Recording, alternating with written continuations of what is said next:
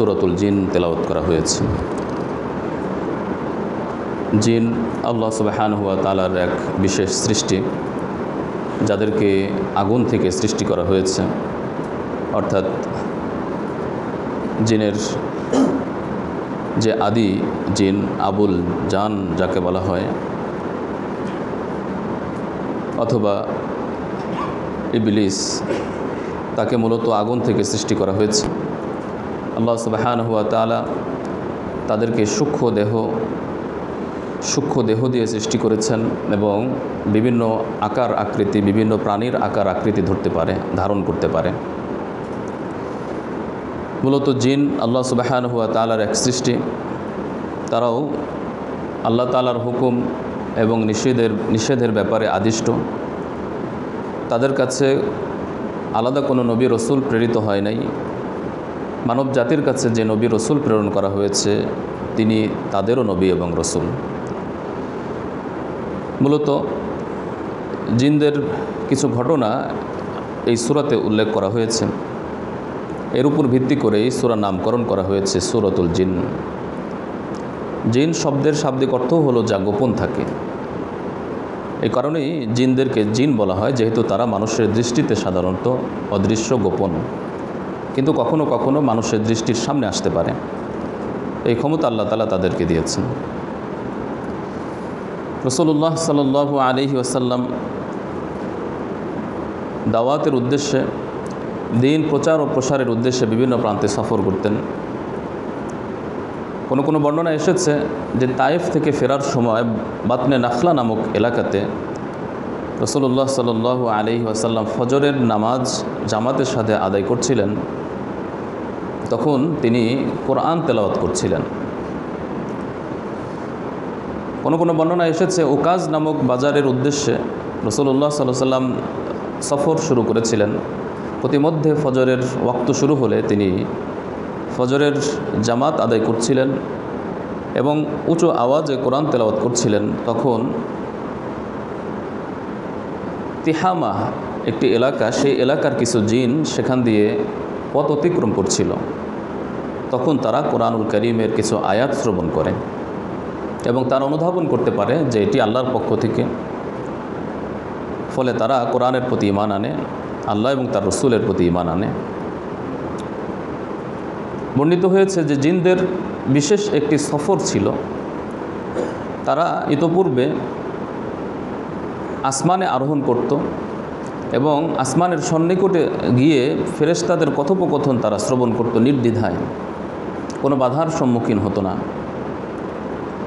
কিন্তু একবার তারা যখন সেই কথা শ্রবণ করার জন্য আকাশে উঠলেন, তখন তারা দেখতে পেলেন যে তারা বাধার সম্মুখীন হচ্ছে। উল্কাপিণ্ড দিয়ে তাদেরকে আক্রমণ করা হচ্ছে। তারা নির্দ্বিধায় কোনো কথা শ্রবণ করতে পারছে না। তখন তাদের মধ্যে সর্দার তাদেরকে বলল যে তোমরা সফর করো এবং এর কারণ অনুসন্ধান করো, কেন আমাদেরকে প্রতিহত করা হচ্ছে, উল্কাপিণ্ড দিয়ে আক্রমণ করা হচ্ছে। তো যখন সেই তিহামার জিনরা রাসূলুল্লাহ সাল্লাল্লাহু আলাইহি ওয়াসাল্লামের নামাজের কোরআন তেলাওয়াত শ্রবণ করলেন, তখন তারা বুঝতে পারলেন যে আমাদেরকে বাধা প্রদান করার কারণ এটি যে আল্লাহ তাআলা নতুন বিধান নাজিল করেছেন।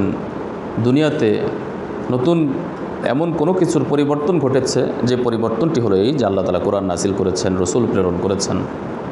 এই কারণেই আমাদেরকে এখন বাধা প্রদান করা হচ্ছে। আল্লাহ সুবহানাহু ওয়া তাআলা তাদের এই বিষয়টি উল্লেখ করতে গিয়ে বলেন যে কুল, হে নবী আপনি বলুন, উহিয়া ইলাইয়া, আমার কাছে প্রত্যাদেশ করা হয়েছে, ওহী প্রেরণ করা হয়েছে এই মর্মে যে আন্নাহু ইসতামাআ নাফারুম মিনাল জিন, জিনের একটি দল শ্রবণ করেছে কোরআন। ফাকালু ইন্না সামি'না কুরআনান আজাবা, এবং তারা কোরআন শ্রবণ করে এই মন্তব্য করেছে যে আমরা আশ্চর্যজনক একটি বাণী বা কোরআন শ্রবণ করেছি। ইতোপূর্বে এরকম কোনো পাঠ আমরা শ্রবণ করি নাই। এই কোরআন ইয়াহদি ইলা রুশদি ফাআমান্না বিহ, তারা কোরআন শ্রবণ করে বুঝতে পেরেছে যে এই কোরআন মানব জাতির এবং জিন জাতির সকলের হেদায়েতের জন্য প্রেরিত হয়েছে। ইয়াহদি ইলা রুশদ, সঠিক এবং হেদায়েতের পথ দেখায় এই কোরআন। ফাআমান্না বিহি, সুতরাং আমরা কোরআনের প্রতি ঈমান আনয়ন করেছি। ওয়ালান নুশরিকা বিরব্বিনা আহাদা, এবং আমরা আমাদের রবের সাথে কাউকে শরিক করব না। এই মন্তব্য তারা করেছে, এবং তারা এই মন্তব্যগুলো করেছে জিনের এলাকাতে গিয়ে, জিনদের সামনে। অন্যান্য জিনরাও সেখানে উপস্থিত ছিল এবং সকলেই এই প্রতিশ্রুতিতে আবদ্ধ হয়েছে যে আমরা আমাদের রবের সাথে কাউকে শরিক করব না, কারণ আমরা কোরআন শুনেছি, সেই কোরআনে শিরক করতে নিষেধ করা হয়েছে। ওয়া আন্নাহু তাআলা জাদ্দু রাব্বিনা মাত্তাখাযা সাহিবা ওয়ালা ওয়ালাদা, এবং তারা এই কথাও বলেছে সেই জিনদের সমাবেশে যে আমাদের রবের মর্যাদা সুমহান, তিনি কখনো কোনো স্ত্রী সন্তান গ্রহণ করতে পারেন না, তিনি স্ত্রী সন্তান থেকে মুক্ত পুত পবিত্র, তিনি কাউকে জন্ম দেন নাই, কারো থেকে জন্মগ্রহণ করেন নাই। লাম ইয়ালিদ ওয়া লাম ইউলাদ, আল্লাহ তাআলার এই বাণীটি তাদের কথাতেও প্রকাশ পেয়েছে এইভাবে যে মাত্তাখাযা সাহিবা, তিনি কোনো সঙ্গিনী গ্রহণ করেন নাই, ওয়ালা ওয়ালাদা, সন্তান সন্ততি গ্রহণ করেন নাই। অথচ আমাদের জিনদের মধ্যে কিছু নির্বোধ লোক বা কিছু নির্বোধ ব্যক্তি এমন আছে যারা আল্লাহ সম্পর্কে অবান্তর মিথ্যা কথা বলেন। অর্থাৎ মানুষদের মধ্যে যেমন কেউ আছে, কোনো সম্প্রদায় আছে যে আল্লাহর সন্তান আছে বলে দাবি করে, জিনদের মধ্যেও কেউ কেউ এরকম অবান্তর কথা বলে। এবং আমরা বিশ্বাস করি আল্লান তাকুল আল ইনসু আল জিন্নু আলাল্লাহি কাযিবা, যে মানুষের উচিত নয়, জিনের উচিত নয় আল্লাহর উপরে মিথ্যা কথা বলা, আল্লাহ সম্পর্কে মিথ্যা কোনো কথা রচনা বা রটনা করা উচিত নয়। মূলত এই সূরাতে বিশেষভাবে দুটি বিষয়ের দিকে ইঙ্গিত করা হয়েছে। এক হলো যে জিনদের এই কথা থেকে বোঝা যাচ্ছে যে ইতোপূর্বে জিনরা জানতো না যে কোরআন কি। যখন তারা কোরআন সম্পর্কে শুনল তখন বুঝতে পারলো যে কোরআন নাজিল করা হয়েছে। অথচ মুশরিকদের মধ্যে কেউ কেউ এই দাবি করেছিল যে রাসূলুল্লাহ সাল্লাল্লাহু আলাইহি ওয়াসাল্লাম তিনি যে এই সুন্দর বাণী এবং বাক্য কোরআনের এই অলঙ্কারপূর্ণ কথাগুলো বলছে, নিশ্চয়ই সে জিনদের কাছ থেকে শুনে এসে শিখে এসে বলছে। তো এখান থেকে বোঝা গেল যে রাসূলুল্লাহ সাল্লাল্লাহু আলাইহি ওয়াসাল্লাম কোনো জিন, কোনো মানুষ কারো সহযোগিতা নিয়ে নিজে কোরআন রচনা করেন নাই। জিনরা নিজেরাই জানতো না যে কোরআন কি, তারা কোরআন শ্রবণ করার পর বুঝতে পেরেছে যে কোরআন নাজিল হয়েছে। দ্বিতীয়ত, এই কথা জানানোর উদ্দেশ্য এই সূরাতে যে জিনদেরকে তৎকালীন যুগের মুশরিকরা, এমনকি বর্তমানেও এমন অনেক মানুষ আছে যাদেরকে অত্যধিক শক্তিশালী মনে করা হয় এবং তাদেরকে পুত পবিত্র মনে করে তাদের কাছে বিভিন্ন বিপদ আপদে, বিভিন্ন সমস্যায় তাদের কাছে আশ্রয় চাওয়া হয়। মানুষেরাও আশ্রয় চায়। মানুষদের মধ্যে কেউ কেউ এমন আছে বিভিন্ন পদ্ধতিতে জিনের সাহায্য সহযোগিতা নেয় এবং তাদের কাছে আশ্রয় চায়। আল্লাহ রাব্বুল আলামিন এভাবে তাদের কাছ থেকে আশ্রয় চাওয়া, আল্লাহর কাছ থেকে আশ্রয় না চেয়ে মানুষের কাছে অথবা কোনো জিনের কাছে আশ্রয় প্রার্থনা করা, এটা উচিত নয়, এটা শিরকের অন্তর্ভুক্ত। এই বিষয়টি 6 নম্বর আয়াতে ইরশাদ করছেন। জিনরা নিজেরাও এই মন্তব্য করেছে, ওয়া আন্নাহু কানা রিজালুম মিনাল ইনস, মানুষদের মধ্যে এমন কিছু মানুষ আছে ইয়াউযুনা বিরিজালিম মিনাল জিন, যারা জিনদের আশ্রয় গ্রহণ করে। অথচ এটা উচিত নয়, বরং তারা জিনদের আশ্রয় নিয়ে জিনদের অহমিকা এবং তাদের পদভ্রষ্টতাকে, তাদের অধ্যত্বকে আরও বাড়িয়ে দিয়েছে। ওয়া আন্নাহুম যন্নু কামা যনানতুম আল্লা ইয়াবআসাল্লাহু আহাদা, এবং তারাও ধারণা করেছে যেমনটি তোমরা ধারণা করেছ, অর্থাৎ মানুষ এবং জিন উভয়ই এই ধারণা করত আল্লা ইয়াবআসাল্লাহু আহাদা, আল্লাহ তাআলা পুনরুত্থান করবেন না, আল্লাহ তাআলা কাউকে পুনরায় জীবিত করবেন না, কিয়ামত বলতে কিছু না, এটা আমরা ধারণা করতাম। মানুষদের মধ্যেও এই ধারণা ছিল, অথচ এই ধারণা ঠিক নয়। আমরা কোরআন শুনেছি, এই কোরআনে আল্লাহ তাআলা নির্দেশনা দিয়েছেন যে পুনরুত্থান ঘটবে, কিয়ামত সংঘটিত হবে। পাশাপাশি এই সূরাতে আরেকটি বিষয় বিশেষভাবে উল্লেখ করা হয়েছে, সেটি হলো মানুষেরা মনে করে বা ওই সময় মনে করত, এখনও মনে করে কেউ কেউ, যে জিনরা গায়েব জানে, জিনের অদৃশ্য ক্ষমতা আছে। কিন্তু এই সূরাতে আল্লাহ রাব্বুল আলামিন সুস্পষ্টভাবে উল্লেখ করেছেন যে গায়েবের পরিজ্ঞাতা একমাত্র আল্লাহ রাব্বুল আলামিন, তিনি ছাড়া আর কেউ গায়েব জানে না, না কোনো জিন, না কোনো ইনসান, কেউ গায়েব জানে না। এই বিষয়টি, এই তিনটি বিষয় বিশেষভাবে এই সূরাতে উল্লেখ করা হয়েছে। সূরা নাজিলের প্রেক্ষাপট সম্পর্কে যা বলা হলো যে তারা নির্দ্বিধায় যখন সেই গোপন কথাবার্তা ফেরেশতাদের মাঝে কথোপকথন তারা শুনত, তখন তারা বাধাপ্রাপ্ত হতো না। কিন্তু যখন বাধাপ্রাপ্ত হলো তখন তারা অনুসন্ধানে নেমে গেল যে এর কারণ কি। তারা কারণ খুঁজে পেল যে কোরআন নাজিল হয়েছে, রসূল প্রেরিত হয়েছে দুনিয়াতে, যার কারণে এখন আমরা নির্দ্বিধায় এই কাজগুলো করতে পারছি না। এই বিষয়টি 8 নম্বর আয়াতে আল্লাহ তাআলা ইরশাদ করছেন যে ওয়া আন্না লামাসনাস সামাআ ফাওয়াজাদনাহা মুলিআত হারাসান শাদীদা। আর আমরা আসমানে গিয়ে আসমানের কাছাকাছি যেতাম, আসমানকে স্পর্শ করতাম। ফাওয়াজাদনাহা মুলিআত, কিন্তু আমরা আসমানে পেলাম পরিপূর্ণ প্রবল হারাসান শাদীদা, প্রবল প্রহরী দ্বারা পরিপূর্ণ পেলাম। অর্থাৎ ফেরেশতা প্রহরী নিযুক্ত হয়েছে, তাদেরকে দিয়ে আসমান পরিপূর্ণ পেলাম। অশুহুবা, এবং জ্বলন্ত উল্কাপিণ্ড পেলাম। ওয়া আন্না কুন্না নাকউদু মিনহা মাকআইদা লিস-সামঈ, আর ইতোপূর্বে অর্থাৎ এর আগে আমরা আসমানে যেতাম এবং সেখানে গিয়ে বিভিন্ন কথাবার্তা শুনতাম, সেখানে বসতাম, আমরা বাধাপ্রাপ্ত হতাম না। ফামাই ইয়াস্তামিউল আন, কিন্তু এখন কেউ যদি সেই কথা শ্রবণ করতে যায়, ইয়াজিদ লাহু শিহাবার রসদা, এখন যে ব্যক্তি শ্রবণ করতে যায় সে পেয়ে যায় সেখানে উল্কাপিণ্ড দিয়ে তাদেরকে বাধা প্রদান করা হয়। ওয়া আন্না লা নাদিরি আশারুন উরিদা বিমান ফিল আরদ, আমরা জানি না যে আল্লাহ রাব্বুল আলামিন কি পৃথিবীবাসীর জন্য কল্যাণের ইচ্ছা করেছেন নাকি অকল্যাণের ইচ্ছা পোষণ করা হয়েছে। অর্থাৎ এর মাধ্যমে কি কল্যাণ নিহিত নাকি অকল্যাণ আমরা জানি না। তো এর অনুসন্ধান করার জন্যই তারা সফরে গিয়েছিল এবং তারা রাসূলুল্লাহ সাল্লাল্লাহু আলাইহি ওয়াসাল্লামের সেই কোরআন তেলাওয়াত তারা শুনতে পেয়েছে। আসলে জিনদের মধ্যে যেমন ভালো মানুষ, ভালো ব্যক্তি আছে, ঠিক তেমনিভাবে মন্দও আছে। তো তাদের সেই উক্তিটি আল্লাহ রাব্বুল আলামিন এভাবে উপস্থাপন করেছেন যে তারা এই কথা সেই জিনের সমাবেশে, যখন তারা কোরআন শ্রবণ করে জিনের সমাবেশে কথা বলছিল, তখন তারা এই কথাও বলেছে ওয়া আন্না মিন্নাস সালিহুনা ওয়া মিন্না দুনা যালিকা, আমাদের মধ্যে কেউ কেউ ভালো আছে, আবার কেউ কেউ এর বিপরীতও আছে।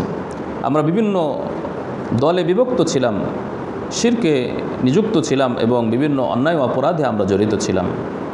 কিন্তু আমরা যখন কোরআন শুনেছি, ও আন্না লাম্মা সামিআনাল হুদা, যখন আমরা পথনির্দেশক এই বাণী অর্থাৎ কোরআন যখন শুনলাম, আমান্না বিহি, তখন আমরা সমস্ত মতাদর্শ ত্যাগ করে, শিরক কুফর ত্যাগ করে আমরা আল্লাহর প্রতি ঈমান আনলাম। ফামাই ইউমিন বিরব্বিহি ফালা ইয়াখাফু বাখসাম ওয়ালা রাহাকা, সুতরাং যে ব্যক্তি তার রবের প্রতি ঈমান আনবে সে কখনোই কোনো ক্ষতির আশঙ্কা করবে না এবং কোনো অন্যায়ের আশঙ্কা করবে না। সমস্ত ক্ষতি ও অন্যায় লোকসান থেকে সে বাঁচতে পারবে, কল্যাণ অর্জন করবে। পক্ষান্তরে যারা ঈমান আনবে না তাদের জন্য রয়েছে ক্ষতি আর ক্ষতি, অকল্যাণ। সুতরাং যারা আমাদের মধ্যে মুসলিম হবে, যদিও আমাদের মধ্যে কেউ কেউ মুসলিম আছে, ও আম্মাল কাসিতুন, কেউ কেউ সীমা লঙ্ঘনকারী অন্যায়কারী আছে, তবে যে ব্যক্তি ঈমান আনবে সে আল্লাহর অনুগ্রহ এবং আল্লাহ তাআলার পক্ষ থেকে পুরস্কার লাভ করবে। পক্ষান্তরে যে ব্যক্তি অর্থাৎ আমাদের মধ্যে যারা কাসিত অর্থাৎ অন্যায়কারী হবে, কুফর এবং শিরককারী হবে, যারা অপরাধকারী হবে, নিশ্চয়ই তাদের জন্য রয়েছে কঠিন শাস্তি। আর সেই শাস্তিটি হলো ফাকানু লিজাহান্নামা হাতাবা, তারা জাহান্নামের ইন্ধন হবে।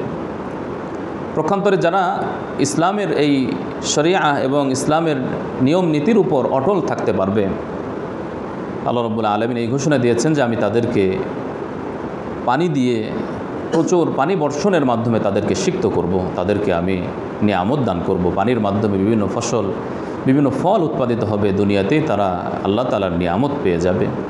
লিনাফতিনাহুম ফি, সুতরাং আমি এর মাধ্যমে তাদেরকে পরীক্ষা করব, বিভিন্ন নাজ ও নিয়ামত দিয়ে তাদেরকে পরীক্ষা করব। যে ব্যক্তি আমার এই নিয়ামত পেয়ে কৃতজ্ঞতা জ্ঞাপন করবে সে সফল হবে। ওয়ামাই ইউরিদ আন যিকরি রাব্বিহ, আর যে ব্যক্তি তার রবের জিকির থেকে, ইবাদত থেকে, স্মরণ করা থেকে বিমুখতা অবলম্বন করবে, ইয়াসলুকহু আযাবান সাআদা, আল্লাহ তাআলা তাকে অবশ্যই কঠিন শাস্তিতে নিমজ্জিত করবেন, দুঃসহ যন্ত্রণা এবং শাস্তি প্রদান করবেন। এভাবে আল্লাহ রাব্বুল আলামিন জিনদের আলোচনা করেছেন। পাশাপাশি শেষ রুকুতে আল্লাহ রাব্বুল আলামিন এই নির্দেশনা দিয়েছেন যে এই মসজিদ আল্লাহর, অর্থাৎ পৃথিবীতে যত মসজিদ আছে সমস্ত মসজিদ আল্লাহর জন্য নির্ধারিত, সুতরাং একমাত্র আল্লাহরই ইবাদত করতে হবে। ফালা তাদউ মা আল্লাহি আহাদা, তোমরা আল্লাহর সাথে অন্য কাউকে ডেকো না, একমাত্র আল্লাহর ইবাদত করো, অন্য কারো ইবাদত করো না এবং আল্লাহর সাথে শরিক করো না। এই শরিক এটা সবসময় সব জায়গায় নিষিদ্ধ, মসজিদে আরও বিশেষভাবে নিষিদ্ধ, কারণ মসজিদ নির্মাণ করা হয়েছে, নির্ধারণ করা হয়েছে একমাত্র আল্লাহর ইবাদতের জন্য, সেখানে শিরিক আরও বেশিভাবে নিষিদ্ধ। আল্লাহ সুবহানাহু ওয়া তাআলা ইরশাদ করছেন যে হে নবী আপনি বলুন আমার রবের ইবাদত করার জন্যই আমাকে নির্দেশ দেওয়া হয়েছে, আমি কাউকে আল্লাহর সাথে শরিক করি না। এবং এই কথাও আপনি বলে দিন যে আমার এই ক্ষমতা নাই যে আমি তোমাদের কোনো অকল্যাণ বা কল্যাণ পৌঁছাতে পারি।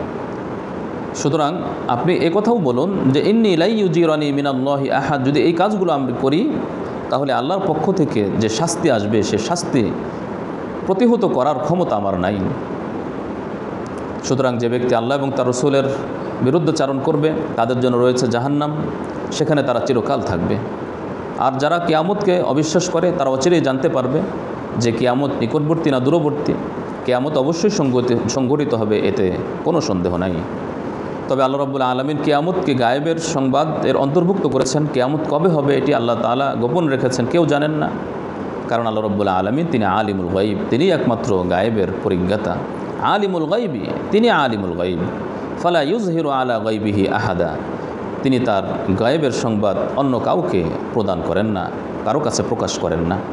হ্যাঁ, কখনো কখনো নবী রাসূলের কাছে কোনো গায়েবের সংবাদকে আল্লাহ তাআলা পৌঁছান, কোনো গায়েবী কোনো বিষয়কে নবী বা রসুলকে আল্লাহ তাআলা জানিয়ে দেন, কিন্তু যখন জানিয়ে দেন তখন সেটি তো জানিয়ে দেওয়া হলো, এর কারণে কোনো নবী বা রসুলকে এই কথা বলা যাবে না যে তিনি গায়েব জানেন। গায়েবকে যখন প্রকাশ করা হয় সেটি আর গায়েব থাকে না। তবে নবী রাসূলদেরকে কখনো কখনো আল্লাহ তাআলা গায়েবের কোনো বিষয় জানিয়ে দিলে ফেরেশতা নিযুক্ত করে দেন, প্রহরী নিযুক্ত করে দেন, যেন কোনো শয়তান সে গায়েবের সংবাদে হস্তক্ষেপ না করতে পারে। এভাবে আল্লাহ রাব্বুল আলামিন কখনো কখনো গায়েবের কোনো বিষয়ে নবী বা রসুলদেরকে জানিয়ে দেন, কিন্তু এছাড়া কেউ, কোনো মানুষ বা কোনো নবী রসুল অথবা কোনো জিন সে নিজ থেকেই গায়েবের কোনো সংবাদ জানতে পারে না যতক্ষণ পর্যন্ত আল্লাহ তাআলা না জানান। এভাবে আল্লাহ রাব্বুল আলামিন জিনদের সম্পর্কে যে মানুষের কিছু ধারণা যে তারা অনেক ক্ষমতাধর, তাদের কাছে আশ্রয় চাইলে মানুষের কল্যাণ, এটি যে ভুল এই বিষয়টি উল্লেখ করা হয়েছে। পাশাপাশি গায়েব কেউ জানে না, না জিন না কোনো মানুষ। অনেক মানুষ মনে করে যে জিনরাও গায়েব জানে, এই বিষয়টি এখানে সমাধান করা হয়েছে যে না, গায়েব একমাত্র আল্লাহ রাব্বুল আলামিনই জানে। সুতরাং আমরা এখান থেকে আরেকটি বিষয় জানতে পারলাম, সেটি হলো জিন এটি একটি জাতি। কোরআনুল কারীমের এই সূরার মাধ্যমে জিন এর জাতি এটি যে সত্য এই বিষয়টি আমাদের বিশ্বাস করতে হবে, অস্বীকার করার সুযোগ নেই। কোরআন দ্বারা যেহেতু এটি প্রমাণিত হয়েছে, এটাও ঈমানের অন্তর্ভুক্ত। ব্যাপকভাবে এই বিশ্বাস স্থাপন করতে হবে যে জিন বলতে একটা জাতি আছে, আল্লাহ তাআলা এই জাতিকে সৃষ্টি করেছেন, এটাও ঈমানের অংশ। আল্লাহ তাআলা আমাদের সকলকে বোঝার এবং আমল করার তৌফিক দান করুন, আমিন। সুবহানাল্লাহ।